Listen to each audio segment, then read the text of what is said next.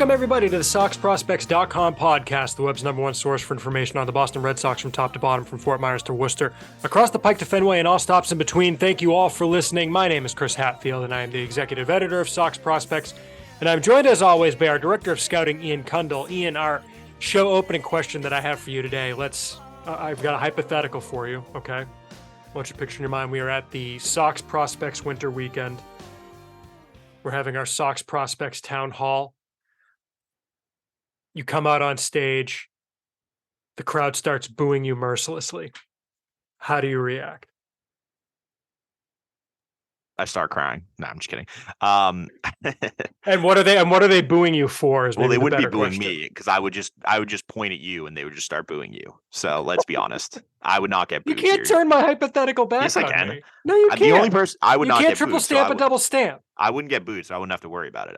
You are the one I think who would have to worry about that because you anger the masses with your poor takes on movies and things like that. I anger the masses with getting insanely busy at work and not being able to podcast for 20 days. Yeah, that is also your fault. So yeah. That's fair. Fair. Yes. Well, we're back in the saddle. We've got plenty to talk about this episode, so we want to thank you all for hanging in there with us. Come through the other side of a particularly brutal few weeks at work in one piece, which is always good. So we appreciate your support listening. And if you want to support us even more, you can do us a favor and rate and review us on iTunes, Spotify, Stitcher, wherever it is that you listen to the show. You can support us on patreon.com/SoxProspects. Get some neat perks in exchange for your pledge per episode.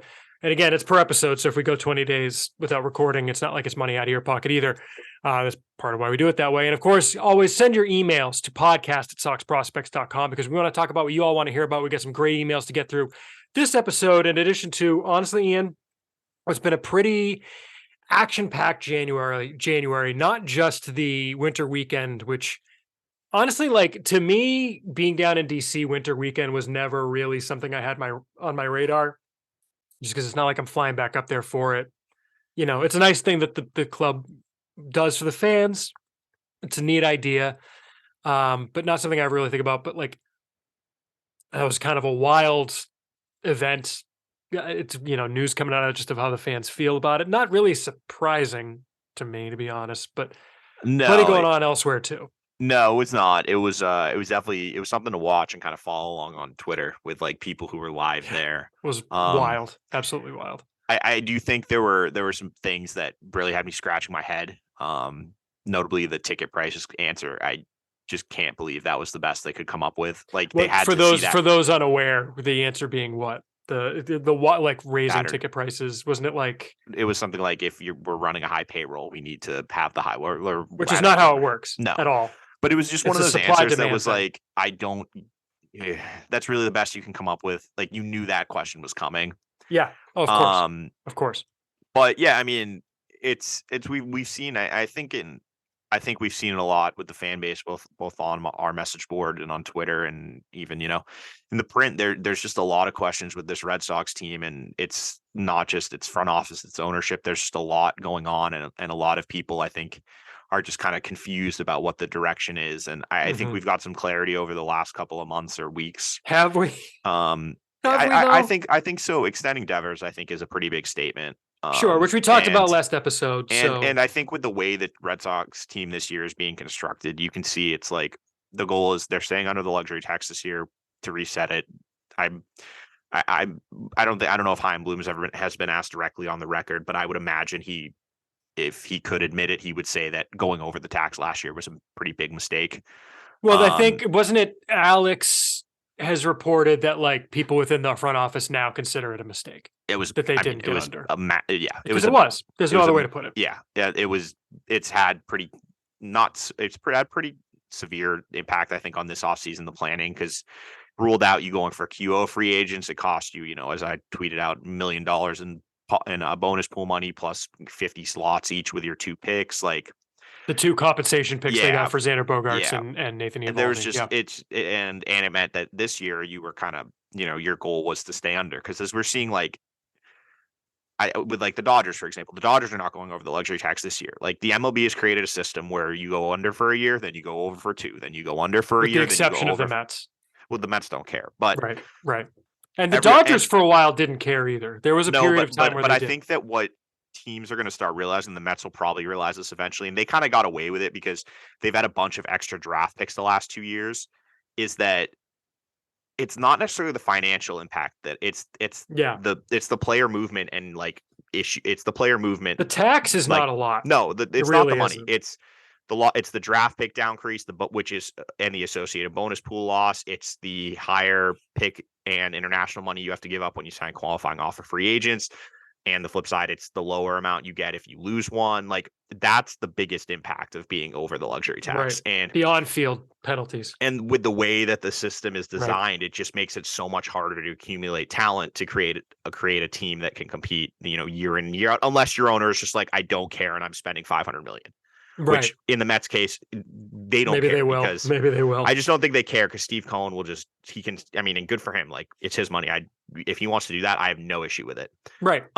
Like, if you can just plug every hole by just signing a good free agent, good. I mean, that's, but Good for you. it's just, I don't think that any other team can be held to the Cohen level for spending. Like, if a But team here's why, if I could just interject really Yeah. quick, is that like I don't want to hear John Henry has the money, because John Henry has the money is not the relevant question. Because honestly, here's part of it too. As a fan, I don't want the Red Sox to win the World Series because they spent $100 million more than every other team did. Right? Like, I don't want it to just be about that. Like, to me, except that's I think just if the Mets win, their fans are not going to care, though. they're not going to care. But to me, it's So you can't be like, okay, if you want to say, okay, and maybe this is the way to put it. If you want that if that could be a positive, sure. I don't think you can fault an owner for not doing that.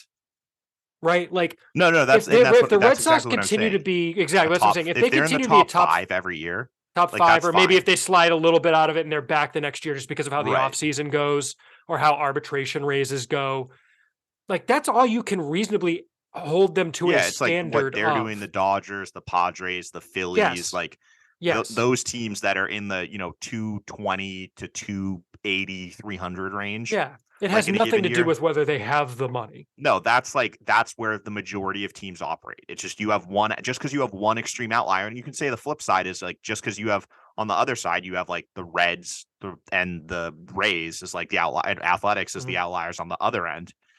You know what I mean? Like, you're as long as they're in that upper middle, like that high middle. I wouldn't even say upper middle. I would say top tier. Top tier. It's not is what high I would middle. call it. It's the top tier minus the Mets. Minus the then Mets. That's Yes. fine. to me. 100%. I don't think you And can fault them for anything beyond that. No, and like, it's the same thing with this year. Like, I understand that everyone is upset about Xander Bogaerts leaving, Sure. and I think we talked about in depth. There are definitely mistakes were made along the way, but you can't blame if you're upset that they didn't match the Padres offer. That's just not how it works. Like, that offer was absolutely insane. And if I don't know this for a fact, obviously, but I have a feeling that if the number had come in around 200 million, which is, I think, the high end of what teams were expecting, then the Red Sox would have been right there and had a chance to get him. The issue was a team came in 70, 80 million more than that. And no other team was even close to that because, and I've talked to people in baseball, that contract is laughed at. Like, yeah. Oh, no. People around the game think it's one of the most ludicrous things ever because, I mean, Xander Bogaerts is a very good player. He's not worth that much money, and especially for 11 years. Like, it's just not a good baseball contract. And I'm not going to blame the Red Sox for not matching it. Well, do I think they made mistakes along the way? And could they have gotten this done like last offseason? Yes, of course. But I think that once that was gone, like, they've salvaged, I think, and turned into what a team that I think, especially with the latest moves. Especially with the latest moves, I think it can be competitive. Do I think it's going to win the division? No. Do I think it's going to finish last in the division? No. Do I think it can make the playoffs? Absolutely. Like, the third wild card last year had 86 wins. The Red Sox can absolutely get to 86 wins this year. They could get to 90 wins this year. And the path to get there is just going to be a different team than we're used to. But I think that they've clearly kind of defined themselves with the moves they've made, that they're going, it's a pitching and defense built team. And they're going to have to, they're going to win a lot of 4-3 games, 4-2 games. Like, it's not going to be the slugfest. I think, the home run derby situation we're used to. They're going to be manufacturing runs. They're going to be winning low scoring games, but I think it's a team that definitely can make the playoffs. And I think has a pretty good chance to finish third in the division. Yeah, and maybe that's a good transition into the moves they've made, because as I put it on a radio hit this weekend, the error bars on this team right now are enormous. If you came up to me tomorrow and said, "Hey, I just traveled back in time from November of 2023. The Red Sox win 90 games and make a run in the playoffs," I'd believe you. Yeah. If Oh, you came to 100%. me the same way and said, I'm coming to you from November 2023, the Red Sox won 70 games and everybody got fired," I would believe that too. I don't Like, think I just like I just look at last year when pretty much everything that went wrong could last year, and they still won 76 games. Like, no, but the thing is with this team is, like, looking at this pitching staff, like the starting pitching, I should say, not the bull. I think the bullpen they've done a good job with. But with the starting pitching, like, there is potential for the starting pitching to go 2020 bad again. I don't think it will, because that's literally the Well, but everything goes wrong what that is the could. difference from last year? Okay, you replaced Eovaldi with Kluber, but Eovaldi was hurt half of last year anyway. Yeah, and Kluber could just add nothing. Like, at Right. least No, Eovaldi but was my a point positive. was, but he didn't play much last year. How many innings did Eovaldi throw last year? Like 90, I want to say. Yeah, but it Last was year, 90 good innings. I mean, let's look at wins above replacement. I don't think it wasn't he? I think he was worth less than one WAR for those innings last year. Red Sox. Eovaldi was worth exactly one WAR last year. He threw 109 innings. Yeah, and So- like, I could see a scenario where Corey Kluber is a replacement level player because he gets hurt or he's just not effective, or I guess, yeah. So, but like basically, that's what I'm saying. So, Like, so they're both their rotation is it's Waka and Eovaldi out and Kluber, Sale, Paxton in, right? and Whitlock. Who is Whitlock replacing? Like Rich Hill? Like, I mean, that's an upgrade. Well, no, but that's what I'm saying. But I'm just saying, like, so just looking at the players in the rotation, possible, like, the absolute worst case, but still somewhat reasonable scenarios, right? Are Chris Sale is replacement level because he either doesn't pitch or just doesn't have it. Paxton literally doesn't pitch. Kluber is maybe like a half a win player, maybe a one WAR player. I mean, Whitlock, yeah. turns into a pumpkin. Bayo's not ready for prime time. Like, I mean, but I could, like, if they ran back the same rotation as last year, like, you'd say I could say the exact same thing. Like, Eovaldi has through 100 innings last year. He's getting older. His fastball velocity was down significantly when he returned. Like, he could not be the same pitcher. Waka, there's a reason he's still unsigned. He's not good. Like, he's a serviceable back end starter who wants way more money than that. well, and yeah, teams know what he is. It's a lot of smoke and mirrors. Like that. Like, I don't know. I think with pitching, I've just kind of reached the point that, like, to say that this guy has more risk than this guy, I don't buy it. I just think that all pitchers come with inherent risk. Sure, and that's fair. Like, you can create in your head the worst case scenario for every single pitcher. Like we saw last year, Jacob deGrom's probably the best pitcher in baseball, and he threw 50 innings last year. Sure. Like, sure. Everyone has a chance to get hurt. Everyone has a chance to regress. Lucas Giolito, look at him. Like, he pitched all of last year. He was terrible. Like, yeah. Like, well, and he was an ace for 2 seasons before. Like, I just think that pitchers are so volatile. I just, like, you could run back the exact same rotation as the year before. That was a really good rotation. It could suck. And that's just, like, that's what happens with pitching. Like, I don't think you can say, like, I'm that much more worried about. I'm worried about every rotation. It doesn't matter. You could put the rotation of the 5 best pitchers in baseball, and I could still find something to be worried about. Do you know what I mean? Sure, but I guess, that's I mean, why I just think that, like, yeah. But looking at it this way, I mean, if the Red Sox had gone, like, let's say they stay under the cap and they go ahead and they sign Carlos Rodon, or they sign, why can I not think of the guy that got traded from the A's to the Mets? Chris Bassett. Bassett, right? Like, I would feel better about the rotation with one of them instead of Kluber. Right? Well, of course, but like, but that, I mean, I guess that's what I'm saying is, even without the injury downside, they were never signing either of those guys because they got qualifying offers. Well, no, and that's what I'm saying. But I'm just saying, Carlos Rodon did not have went four straight seasons without a 1 WAR season before his last 2. As I was saying, Rodon, that's what I'm thinking of, right? Like, you really, like, if you sign Rodon, how confident are you he's actually going to stay healthy? He's had 2 straight healthy seasons in contract years. The year before that, he was worth 0.1 WAR. He threw 7 innings. The year before that, he threw 34 innings. The year before that, he threw 120 innings and was worth less than 1 WAR. Like, right. The year before that, 69 innings, less than 1 WAR. Like, he had 4 straight years of being of sort of not like not healthy. Like Mhm. all pitchers have risk, like even the best guys. So it's Yeah, no, that's fair. I just think that there they is could be bad. high. Yeah. Yeah, there is downside risk aside from the normal pitcher risk with all 6 of the guys that we have as potential rotation guys. Maybe not. I think Pavetta's like he's a 5. We talked about him. He's a back end Pavetta is guy. He's someone fine. I who have no problem with him, and he might get kicked to the bullpen. right. And Honestly, Pavetta too, I feel like he gets like people look at his stats and are like, oh, this is like a bad pitcher. It's like, no, he's perfectly serviceable for what he is. If he's right? your 5th starter, or frankly, like if he has to be your 4th starter, you can Fine. get by. Like he's a 1.5, 2-win pitcher, which is that's like a good starter. Like that's Mhm. perfectly serviceable. Win and a half last year on Yeah, Fangraphs. 2.2 the year before. You're not every pitcher's not going to be like a 4 or 5 WAR guy. So like you have to have guys like Pavetta who will go out there and they might give up 6 runs, but they're going to give Mhm. you 6 innings, like every 5 days, 6 They're days. not That's going a to throw skill. 3 consecutive stinkers. No, Like, that's a yeah. skill that's valuable. And Mhm. like I understand that, you obviously you wish they could find someone better than him because it's hard when he goes out there and has those games where he gives up like, 8 runs in 3 innings. But I'm sorry, but he threw 180 innings last year. Like those guys don't grow on trees. That is a Yeah, very valuable thing. So that's a skill. yeah, with a guy like Pavetta, like yeah, he's perfectly fine. But I don't know. I think that as I said, like the rotation, obviously there's a huge. I think the error bar of the rotation is bigger than any other part of the team. But I think that the Dude. defense has a chance to be like good enough to make up to help with those starters out a little bit, especially guys like Bayo who got really unlucky last year. Mhm. And I just think that like, yeah, pitchers are always risky. Like, I don't know. Let me seize on a line there to kind of transition us to into the lineup where a lot of the action has been, especially recently, in that I see big error bars in the lineup too. I really do. I mean, I think you've got, look, there's Devers is in a class of his own in this lineup right now, right? Like he's the one kind of like, okay, pencil him in for what 5 wins above replacement. If you get more, even better, right?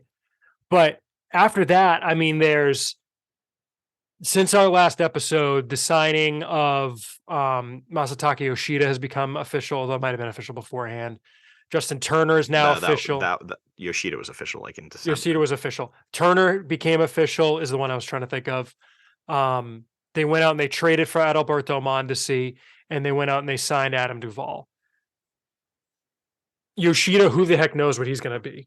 Is he going to be a replacement? Is he going to be a 3 WAR player? I could see any I mean, any you of look at those being the possible. projection sisters all over the place. Like some of them have him as like a 4 WAR guy. Other ones have him as like Well, and that's, I mean, a the Red Sox replacement. clearly think of him as a potential 3-4 WAR guy, but they're I mean, apparently, no, based but on the do they? reporting, No, they not teams. that based on that. They don't though. It's On like a that 2-win. You it's like said it's like a it's a 2-win 1.5, contract, one 2-win and a half to 2-win contract. contract. Like Sure, but like there are teams that wouldn't have paid even close to that based on no, of course what has not. been reported, right? No, That Justin Turner is 38. yeah, Like who knows what he does? I do love Verdugo. his swing in Fenway could be perfect though. Well, that's what I'm saying. There's plenty of. I don't want to be a negative Nancy here. There's a ton of upside too. Tristan Casas is a rookie. I love Tristan Casas. I have no idea what he's going to give you this year. Maybe he turns into a like middle of the order bat like by May. Maybe he's still hitting 8th in September. I could see either of those things. Like who knows what he turns into, right? Like does Mondesi come back from his ACL tear and look good? Does Story come back at all this year? There are a lot of moving parts. Adam Duvall I like for center field. That's a solid signing. Is Kike Hernandez better? All the stats say Kike Hernandez is a better hitter when he's playing the infield for whatever reason. Does his bat come back? Does it not? Is he still the hitter he was at the beginning of last year before he got hurt? There's a lot. I think there's error bars all over the map. And look, it's the team they had to put together when I think a couple of things happened. A, obviously losing out on Bogarts made them kind of have to pivot.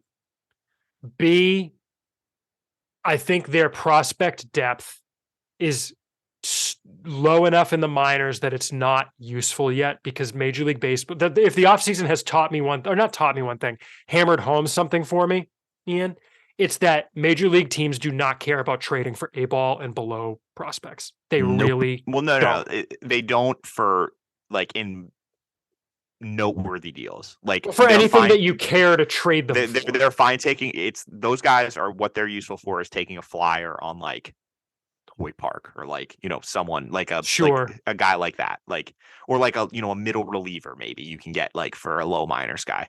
You're not Yeah. getting any sort of, Hmm. impact, not even impact. You're not getting any sort of like average starting pitcher or average position player for like a low minors package or low minors based package. If the Red Sox could have acquired someone better than like Corey Kluber for the rotation by trading, say, Edinson, Paulino, and Nico Cavadas, they would have done it. And there's no doubt in my mind. Like I'm just picking random guys. But the problem is that's not a package that gets you anything in the majors right now. No. It's just not. Like, Well, what deal was it? Oh, the Miguel Rojas trade. Someone asked me, what was the name of the infielder they got Jacob back? Amaya. Jacob Amaya from the Dodgers. Yeah. It's like, well, would the Red Sox equivalent be like Edinson Paulino? I'm like, no, it wouldn't be No, because Jacob Amaya's in Paulino's AAA. He's Yeah. like basically big league ready. Yeah. huge difference. I'm like, it's like Rafaela, but Rafaela is better. Yeah. Rafael's way better than Amaya. Rafael is way better than Amaya. And that's why it's like there is no equivalent, which is why the Red Sox didn't make that trade. Well, and that's what, and if you look at our like top prospect list, it's the only high minors guys, hitters are like, it's obviously Costas is still in there. Mhm. He's going to be with the Red Sox. Rafael is going to be in Worcester or Portland, TBD. Next guy you have to go down to, it's like Matthew Lugo, who I still consider would be treated like a low minors hitter for trade value, and Manuel Valdez and like Cavadas, like same thing. Like they don't have like Cavadas, who was awful in Portland. Valdez maybe could have got you something. Like Valdez would probably be the closest. Like, but teams aren't gonna. He can't play defense, so it's like. Well, I mean, look at it this way: you got Valdez with Wilyer Abreu for like 2 months of Christian Vasquez. Being a backup catcher. Yeah, which tells you. But in the Red Sox did the same thing though. But it's also the Red Sox did the same thing there. They didn't want low minors guys. They went for 2 guys who were close to big league ready. Like, and to be clear, this is different than like Ben Cherington moving guys for like Alan Craig instead of prospects, right? Like it's not like we need major league ready now guys. It's okay, yeah, they're prospects, but like if they're in low A and there are still, again, to use error bars, I'm overusing the term, but like there's still a wide variance of outcomes for this player, we're not interested in taking on that risk to trade you a major league ready regular, even if there is upside there. We want a guy who's in at least AA, if not AAA, and basically ready for the majors. Well, I think that the best example of this is the 2 Nationals trades the last couple of years. And it's like what they got in those trades, the Scherzer, Trey Turner deal, the key pieces were Keibert Ruiz and Josiah Gray, who were both MLB ready. Yep. In the Soto deal, the guys CJ Abrams. There was a ton in it, but like the best guy's probably James Woods, who was in the low minors. But they also got Mackenzie Gore and CJ Abrams as 2 key pieces who were already MLB ready. Yeah. Then they did take on Wood, who is like a low minors guy, but he also is like an alien. He's like he's a elite prospect. And that's the thing. That is the difference is teams they will take your elite low minors prospect. Teams would have taken Marcelo Meyer. Yeah, teams would have taken Meyer. Teams would take Miguel Blaze. Like that's why the 3 low, or I think Hassel might have been in AA at that point, but the 2 younger guys in that trade were James Wood and Jarlin Susana, who were both like potentially elite prospects. Like Wood is, I think he's 3rd in Baseball America's top 100 now, and Susana was the highest international bonus pitcher 2 years ago, I want to say, and is already in low A and dominating. So it's like the guys they got were elite. Like you're not going to get fringy low minors guys anymore. Though they don't get you. They don't move the needle in deals like that anymore. Wood is 11 on BA's list. He might be on 3 on Pipeline then. Let me look. And Hassel's 57. Is Susana on their top 100? Susana is not on there. And then Wood is 17 on MLB Pipeline. Hassel's 35. Yeah. Okay. So he's a top 20 guy. So yeah. But still, I mean, that doesn't change your point. No, you have to be an elite or elite. Put it this way: Wood is ranked ahead of Casas on both lists. Yeah. Just to give people an idea. But those are the only low minors guys that are really like that get you a ton in trades. So it's just they were in a position where they didn't have either the guys they could have traded weren't going to get them anything, or the guys that teams wanted they weren't willing to trade, and so you're kind of left in a position where you have to go out and make these creative moves like the Mondesi trade, or you have to just sign a bunch of guys to 1-year deals and see what sticks, and then you kind of just go from there. Run it again next year. Should we talk about the deals themselves? Speaking of 1-year deals, Sure. The first transaction after our last episode was Justin Turner signing becoming official, and Darwinzon Hernandez getting designated for assignment. Hernandez, who topped out, by the way, at number 2 on the SoxProspects.com list, never quite got It over should the be hump. said the system was atrocious when he was second. For the Brutal. record. I can pull it up. Like, But because this is the thing, and it's when I'm seeing all these guys that they're getting DFA'd or traded in their highest number, I have to remind myself that, oh yeah, yeah, like the system was an abomination back then. So it's like, there are times, yeah. I mean, obviously, yeah. I'm in the middle of a project where I'm putting together a spreadsheet, which to at least to the degree that I can. And shout out to Dick Duggan for his work and kind of helping with the back end of this to some degree, because he's been keeping track himself for years. I mean, he sent me a spreadsheet that goes back to '05, I think, which is bonkers, but or at least '07. But I'm going back and I'm looking at where guys ranked, like basically every change in the rankings I'm trying to put into this spreadsheet. And the spreadsheet's so big, it's been loading this whole time that I'm kind of vamping. But all right, so Darwinzon. Come on, this is not going to load now. Anyway, I mean, it was a much worse system. He basically defaulted up to number 2. I want to say it was when, here we go, Darwinzon. He was ranked number 2 in the early part of the 2019 season. Okay, and the list when he became the number 2 ranked prospect in the system, the number 1 prospect was Michael Chavis. 2 was Darwinzon, 3 was a young Tristan Casas in the spring after being drafted. 4 was Bobby Dahlbeck, 5 Tanner Houck, 6 Jay Groom, and that all sounds fine. But the next 3 guys are Anthony Flores, CJ Chatham, and Durbin Feltman at Feltman's peak at 9, followed by Brian Mata at 10. Nice. Brandon Howlett, but that's like Brian Mata not post TJ. How was he 2 before? Anyway, whatever. Brandon Howlett at 11, Nick Decker at 12, Jaron Duran 13, Danny Diaz at his peak at 14. It's a horrible system. Like, Nick there was no one Northcutt good. at 18, or yeah, at 17. Denny Reyes at 19. It was terrible. And Zach Skellinger at 20. there's no one good in the top 60 then. Yeah. Like, it's not a good, yeah, it's bad. So that, yeah. Yeah, it was not a good system at the time. It was shortly after, put it this way, it's right after the 2018 World Series season when they had just, kind of gutted the system, right? So anyway, yeah, I mean, Darwinzon, it just kind of never clicked. We don't need to go too far into Darwinzon Hernandez. Of note, traded to the Orioles for cash. Not a player to be named later or cash, just straight cash, homie. And sure enough, has already been DFA'd again by the Orioles. So yeah, unfortunately, Darwinzon Hernandez is now on the DFA carousel. It doesn't matter how good your stuff is if you have no command and control and zero consistency from outing to outing. You're just it's unlikely to stick, and that was Darwinzon's problem. Like, some outings he'd look really good, then he would have 3 straight outings where he couldn't find the strike zone, and just when you combine that with health and poor conditioning, it's just a bad combo for a reliever. Next move becoming official was Corey Kluber signing Connor Siebold designated for assignment. And I think this is really when we started to get into they're in something of a 40-man roster, not crunch, but starting to maybe be some guys that aren't obvious DFAs.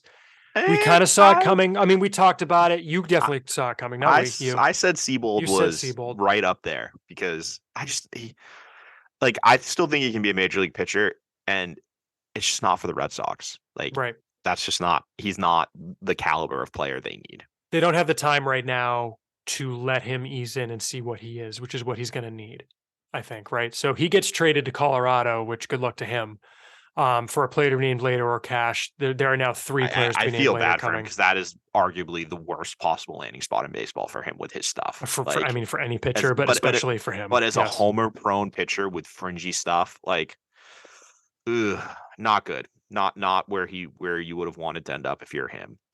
But he'll get a chance at innings there. So that's obviously, like, if that's a good thing for him. Whereas with the Red Sox, they had a bunch of guys ahead of him who, like Winkowski, Murphy, that's it. Guys, Mata, right? Guys like that, we're going to get a chance before him. So it's the, look, all 3 guys that got DFA'd this month are pitchers, and that's not a surprise. And the guy they traded, well, no, and I think it goes back to what we talked about a couple. The balancing, and that's what I was going to kick to you. The 40-man was not balanced at all. They had way too many pitchers on it, and this was kind of inevitable that And I understand everyone was like clamoring for Ryan Brazier. He's not. He's going to be on the opening day roster. Like they've Yeah. made that abundantly clear. Or And at least he's similar, going to get a shot in spring training, right? as I think the way I would put it, because I could see Similarly, them. like guys like Ort Mills, Yeah. like they just value those guys more than Siebold and Matt Barnes, who we'll get on to in a sec. So it's just like, yeah, this is what's going to happen. You're going to have to, you know, someone weird is going to end up getting released because they're not going to get the guys. Like we're running out of names. Like it's not going to be. They're trying to trade these guys, is what I'm hearing, and there's just But not a lot of no one appetite wants to them move. because Yeah. I think it's twofold. I do think they have value because if they're getting claimed or they're getting claimed or they're getting traded for like something, they have some value. We'll see Problem what is, the player named later is for Siebold. well, no, it's just the teams know they have no leverage. Yeah. Yeah, Like that's true. that's the issue is That's true. teams know they have no leverage. Like they have to make these moves and they have no one else to get rid of. So it's like if they call you, if the Red Sox call and say, "Hey, do you have any interest in Connor Siebold?" They're gonna be like, "Oh, okay, yeah, you're clearly just gonna we can just claim Right. him anyway." Like, Right. okay, go ahead. Well, that's what apparently happened with Jeter Downs and the Nationals. Is the Nationals were apparently the only team that had any interest in him, and they're like, "We're not going to bother trading you for him because we know we're the only one." Like, you're going to wind up putting him on waivers, and we've And we got have the the first first. claim. Yeah. Yeah. So we're going to get him for free. Why would we trade you anything for him? And then, of course, the most recent one was the signing of Adam Duvall and the designation for assignment. Well, no. You skipped the Mondesi trade. They were the same day. Well, we didn't talk about it though. Yeah, but okay, fine. Earlier in the day, the Red Sox traded Josh Taylor for Adalberto Mondesi. On January the 24th. And a player named later. And a player named later or cash. Trading one guy who was hurt all of last year for another guy who was hurt all of last year and has way more upside but you only have him for 1 year instead of 3 or 4, whatever control was left on Taylor. Yeah, but Josh or Taylor's Taylor was a first year ARB, so it's I think he's first year ARB. Well, it's 2 after this one. Yeah, 2 more. So it's 3, which is total. 2 more after this one. Yes, mathematics. Yes, maths. But no, that's a good trade. Like I understand Mondesi might not be good because he can't hit or stay on the field, but he's a good defender. He can run. He's got a little pop, and like he's been like a 2-WAR player multiple times. Like Josh Taylor is a fungible middle reliever. He had a good season a couple seasons ago where he killed lefties. I saw him last year a bunch of times in the minors when he was trying to rehab. His stuff was terrible. Like he did not look like a major league pitcher. He was getting lit up by double and triple A hitters.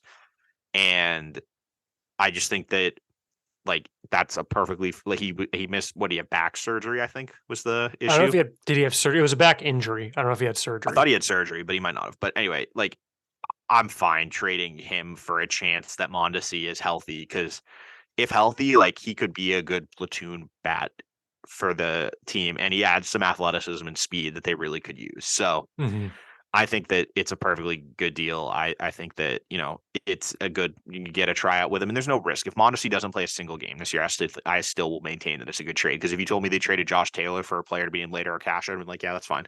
Yeah, exactly. So, and look with Trevor, the issue, the reason you needed Mondesi, even though you were signing Duvall, is the Trevor Story injury.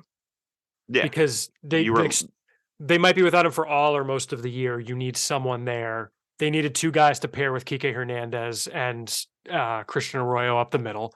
They got one in Duvall, and they needed one more in Mondesi. It's fine that he's a 1-year guy because they don't need someone beyond that in theory. So they've created a situation where they have a ton of flexibility where it's like, yes, you want to play Mondesi at short. Okay. Hernandez can go play, let's say you're facing a tough lefty. Yeah. I want to talk about this. You have Arroyo at second, you put Mondesi at short, you move Hernandez to the outfield and you sit Verdugo, or you sit Casas by putting Duvall at first base or Turner. There's a bunch of different options that they have. DH someone and they're kind of creating a pretty flexible roster where, they can play matchups, they can do things like that. And I think that's what you have to do when you're a team that might not have those individual standout offensive players is you need to create a team that has a couple things. You need guys who can get on base. I think that with Yoshida, Devers, Verdugo, Turner, and Casas, they have a bunch of that's 4 guys right there who I think can run pretty high OBPs. Then you need some power. Okay, Devers, Duvall is important for that. I think Turner's going to show more power than he did last year just because of the ballpark. But he also showed good power in the second half too. Yeah, but I think the big one, like the Devers, I think Duvall is very important for that. Is he hit didn't he have 35 home runs a couple seasons ago? Yeah, he's got some pop. And especially playing a Fenway. That's you need guys like that who can hit home runs to, after the guy walks to hit the 2-run home run. And then, yeah, you need guys who can put together quality at bats and get deep in get like pitchers deeper in the game. And they added guys like that with the Yoshida, Turner, Casas. Like, I like what they're doing on offense for the build they have, and I think that it gives them a good chance to be able to like kind of, it's not going to be pretty, but like this is a lineup that I think will be able to be good enough to win them, enough games to be at least in the playoff picture at some point when we get to the trade deadline, and then who knows from there. Absolutely. Yeah. And it's, I like what they've done up the middle with what they had left on the board. Look, I mean, if they had signed Adam Duvall and traded for Alberto Mondesi in October or like late October, early November, like, yeah, it's somewhat uninspiring, but it's like, with Correa and Bogarts and the other studs off the board at short, I'm cool with Mondesi for a year, Yeah. and we'll see where it goes. And look, next year, now you've got Kike Hernandez is a free agent. Mondesi is a free agent. Duvall is a 1-year deal, right? Duvall's a free agent. Turner is basically a 1-year deal. Turner is basically a 1-year deal. The way they structured it, they're just kicking some of his AAV into next year. The way they did it. Look, it is what it is. They're going to have work to do next year now, and we'll see what they do. But I think part of that is going to be, okay, next year, like, what do we have in Cedar Rafaela? Is he a guy that looks like he could be a major league regular? What do we have? Where is Marcelo Meyer at the end of 2023? Is he in Double-A beating the door down? If I told you that Marcelo Meyer is hitting well in Portland in the second half of 2023 and fans are clamoring for him to get promoted to Triple-A, would you be surprised? I wouldn't be surprised if the end of the season Triple-A if he did the double promotion because he was that good, but I don't think it's likely. But like, I think I said this recently is to someone that I would not be surprised at all if he had the type of year where all of a sudden it's like, is 2024 a realistic timeline for Marcelo Meyer to make his debut? Like, All-Star break 2024. No. But I don't know about realistic. I think that's best chance. Like, look, if you're saying but Bobby Witt, like, well, but that's the thing is like we've seen several guys do that over the past couple of years, and I think Meyer has the polish to be able to. He could. Because if he does the same thing as last year, he starts in Greenville. He's going to end the season in Portland. Next season, if you told me he started in Worcester, I wouldn't think that's crazy. So I wouldn't if either, that's but the I'm case, just saying, then why? No, but if that's the case, then why is him saying he's up in 2024 crazy? Because you just said he could start in Worcester. If he's in Worcester to start next year, I didn't say it was crazy. I think you said that was like the best case scenario. I don't think the best case scenario is different than crazy. Best case scenario is everything goes perfectly. Well, the best case scenario could be I'm saying best reasonable scenario. Okay. Is middle of 2024. Sure. Yeah, I mean, it's semantics. I'm just saying, like, you can't, like, sitting here in 2023, you cannot approach shortstop. Like, it's the reason why you still sign Xander Bogaerts. I'm not saying the Red Sox should plan for that. I'm just saying that I don't think it's crazy to think it can happen. That's all. Yeah, I'm not saying it's crazy. Yeah, it could, certainly. That's what I'm saying. If I told you at the end of this year, would you be crazy if he's beating on the door for Worcester? And my answer was going to be no. Like, that maybe that's where the miscommunication was. I don't think that's nuts. I think that's very possible. So maybe that's factoring into how you approach shortstop next year. Now that you've gone ahead and gotten the 1-year plan at short. So we'll see what they do. We'll see how it turns out. The other thing, I guess, Matt Barnes, a former top prospect in the system, a former number 1 guy. An interesting DFA. I mean, it just should look, the money was a sunk cost. I think what it comes down to get to a point that you were getting into with Seabold is they clearly like Brazier better than Barnes at this point. He was better at the end of the season. He was. And this is with Barnes, if you take his name out, I don't think anyone would have cared if he got DFA'd. That's the issue, is because he's Matt Barnes, it's, oh wait, that we remember how good he used to be. He's not that pitcher anymore. Like, and by the way, he was that good for like 2 seasons. Yeah, but since he signed it, Brian Barrett from The Ringer had some good stats after Barnes was DFA'd, and this was since his contract extension. He had the 168th out of 218 relievers in on base against, 204th out of 218 relievers in WHIP, 193rd out of 218 relievers in walk rate, 200th out of 218 relievers in K to walk, 197th in ERA, and 208th in hard hit rate. He's been one of the worst relievers in baseball since his extension. Well, and I think doesn't that also coincide with the sticky stuff crackdown? Probably. I think because I remember that's like the problem is the sticky stuff crackdown was like 2 weeks before. And I also do think he was overworked for several years. No question, and it was kind of crazy. It's kind of crazy Like, that stats, Red Sox yeah, stats he like tweeted retweeted it. Yeah. and Barnes like retweeted the thing about how Because overworked he was, yeah, which because was kind of I wild. do think the injuries have played into it too, but he's just not that good a pitcher anymore. They wore him And down. Yeah. he was in his final season, whereas Brazier I think is in his final season too.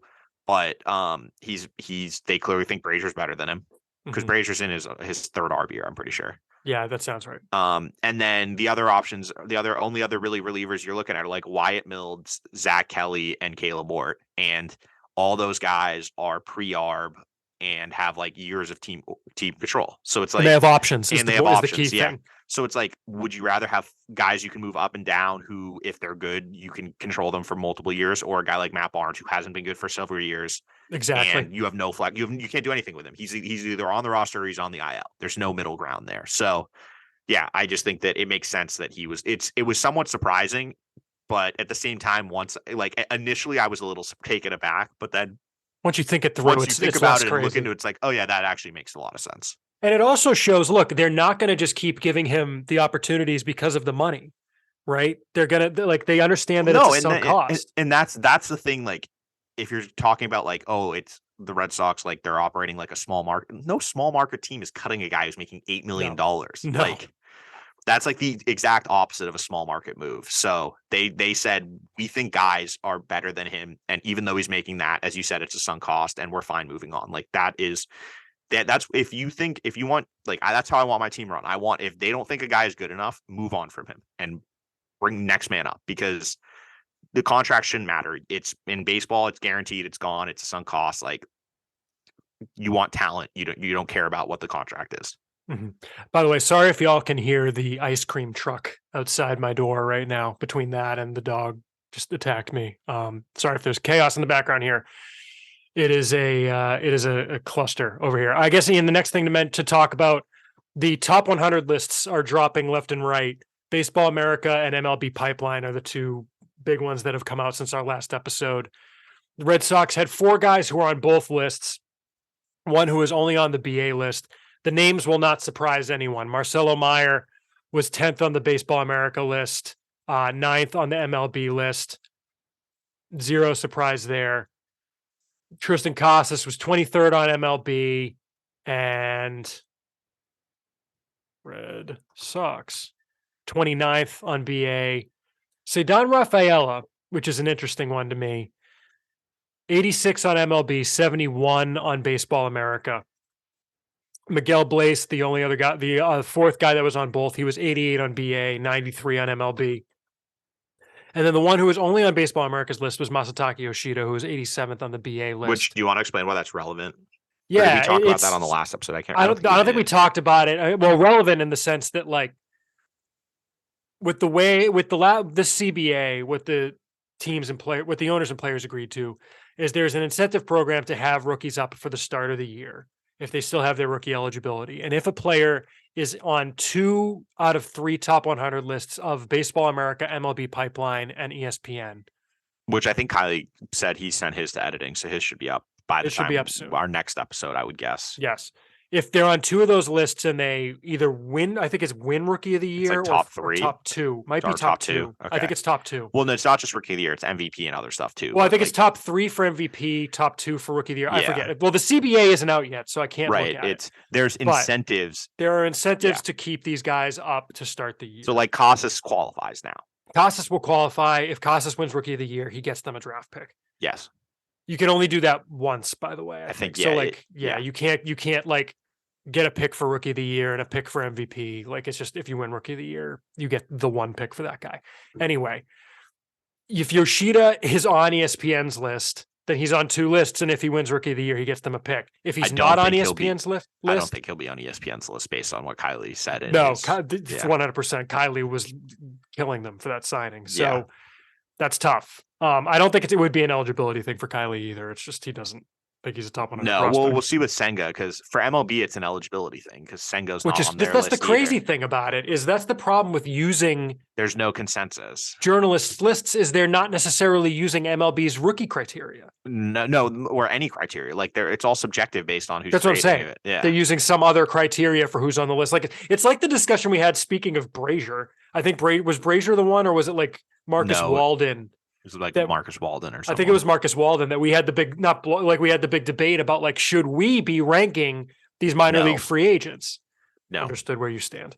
Anyway, luckily our list doesn't factor in who gets a draft pick. Like I can only imagine being Kylie McDaniel. It's like, hey, based on who you put on your list, a team may or may not get a draft pick. Like, is this going to Right. start like it for me? If I'm Kylie McDaniel and I'm looking at like 6 guys for my last 3 spots on my list, and like a few of them are guys that might start the year in MLB, like, is that going to push me to include them? Because I don't Well, want to be the guy that cost a team a draft pick. On the well, other it's hand, this, am I not going to push them up so it doesn't look like I'm like trying to give the team a it's draft pick? somewhat analogous to the whole. I don't know if you were following this, the NBA stat keeping Reddit thing that blew up this morning, No. where basically someone like Jaren Jackson Jr. is the overwhelming favorite for Defensive Player of the Year, like Okay. minus 200. And a couple months ago, he was like plus 10,000 or something. Mm-hmm. And someone did a dive, and basically at home, he's averaging he has like 80. He's got like 80 steals plus balks more than on the road. Or it's like the percentage is like very Okay. strange. Yeah. And Is it home cooking? basically it's like because steals and blocks are very subjective stats. Mm-hmm. Like, and so basically this person like put up a bunch of clips where like he was awarded a steal here, he was awarded a block here, and like the guy's theory is basically like, are we sure that the stat keeper doesn't have a ton of money on Jaren Jackson to win Defensive Player of the Year? And it got like it got refuted somewhat, like, and like some of the bigger NBA folks like when to do it, and like we're like, yeah, this is like there. I watched all 66 blocks he has at home, and like 6 of them are questionable or something. Right. Whereas the NBA, the other Reddit guy had like 11 that he had. But anyway, but the point is, it's like it's you're asking people to do like that. There are real world implications here, both in like, I mean, and I think this is going to be something that's going to become more prevalent with MLB as gambling gets bigger in the United States, like betting on awards like Rookie of the Year and things like that, but also on, like, as you said, with the compensations, the way it's tied to these lists, like just like those awards are tied to statistics, like there's a little bit of a gray area when it's up to the eye of the beholder to decide who they put on or how they award that stat. For sure. I mean, I can remember when I worked in the athletic department at Brown, and this is like 15 years ago, so I'll go ahead and call the school out. But like Quinnipiac had a kid that was a Hobie Baker candidate. Hobie Baker is Were like they the just feeding him assists? college. Well, it was the college. It's the college hockey Heisman, basically, is the Hobie Baker Award.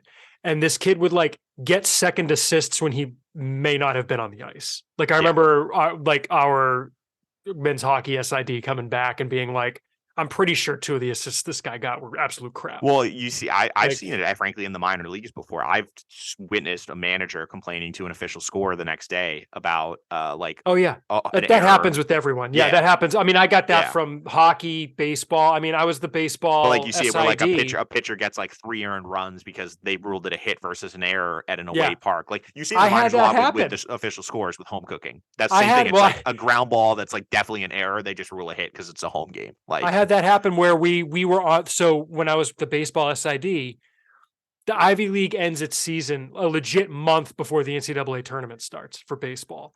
And so we scheduled these random scrimmages against like New York Institute of Technology or something, which I guess is on Long Island. And we went down there and they were like, you can play us, but you got to bring your SID to do the score. Cause like our guy, we have one guy and he's doing like a NCAA tournament lacrosse game. Cool. So I go down, I called something, I hit.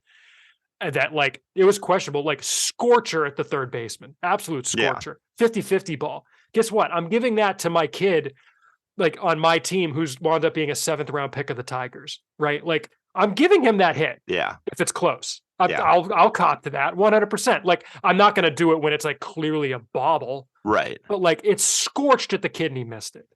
Yeah. The home team's pitching coach comes out of the dugout and starts yelling at me up in the box. Right. Yeah. No, I'm just like, what, dude? Your pitcher, like your third baseman's right there. Like you're yelling at me to give your guy an error. Like what? Yeah, because then the pitcher gets in. It's Anyway, we're tangenting, but anyway, no, I think it's a valid point tough. that it's tough. It's asking a lot, and I think they really should provide clarification for guys that come from like a foreign league, because Japan or even like, Cuba. I don't or Korea. I personally don't think like that Yoshida should be considered a rookie when he's 29. Like, yeah, he's played professionally like I think it's a different story. If like, do you remember when the Red Sox signed Junichi Tazawa and he came over as like what did he come over as a Yes, 20-year-old we or a ranked 19-year-old? him. We ranked That Tazawa because it that wasn't is clear he was going to go to. I think he started in Double A. he started in Double A. He started That's in the different to minors. me. It's different to me if it's like Yes. one of the younger guys comes over and they start in the minors, or even like Otani. Otani was what, 22 when he signed, Yeah. 23. Yeah. Like that's different to me than someone like Yoshida, who is, a 6, 7, 8, 9, 10-year veteran of the Well, NPB or the KBO or any of you those know what leagues you over there. do is you use the same, or maybe not. I was going to say use whether they sign an MLB deal or not. I don't know if you can really do that. Like it's Well, because I was going to say it's how they differentiate between whether or not guys count for the IFA pool. It's whether they didn't sign a Otani major league counted for deal the or not. IFA pool, didn't he? No, because he I signed a thought he major league did. deal. If he did count, it was under old rules. He wouldn't have. I thought he counted. Let me look. I'm pretty Oh, sure maybe he did. Maybe he did. Did they sign him? Or maybe they signed him early enough that he did.